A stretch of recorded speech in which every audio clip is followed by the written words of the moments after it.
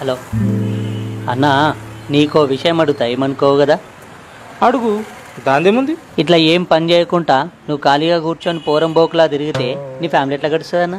అన్నా, నా కుటుంబ పోషణ గురించి నాకు ఎటువంటి రాంతి లేదు. ఎందుకంటావా, తినేతందుకు రూపాయి కిలో బియ్యం ఉన్నాయి, ఉండేతందుకు డబుల్ బెడ్రూమ్ ఇల్లు ఉన్నది, ఇక ఖర్చులకు ఉపాధి పైసలు ఉన్నాయి, ఇక మెయింటెనెన్స్ కంటావా నా భార్య డ్వాక్రా గ్రూపులు ఉన్నది, ఇక చిన్న కొడుకేమో మోడల్ స్కూలు, పెద్ద కొడుకేమో ఫీజు రియంబర్స్మెంట్, బిడ్డకేమో బంగారు తల్లి కళ్యాణ లక్ష్మి పథకం ఉండే ఏజ్ బార్ అయిందనుకో నాకేమో ఆసరా, నా భార్యకేమో అభయస్థం పింఛను, ఇక రోగమో నొప్పి వచ్చిందనుకో ఆరోగ్యశ్రీ సీఎం రిలీఫ్ ఫండ్ ఉండే.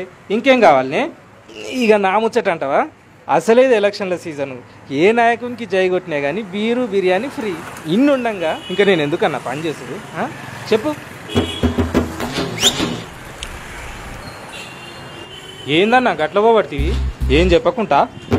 అన్న ఏం లేదన్నా, నాకు కూడా నీ పక్కకు జాబ్ ఉంచు, ఇప్పుడు వెళ్ళి జాబ్ రిజైన్ చేస్తా. ఎందుకంటే మాకు ట్యాక్స్ బొక్క తప్ప ఇంకేం లేవు. నువ్వేం ఫికర్ చేయకన్నా, అంత సమజైంది కదా.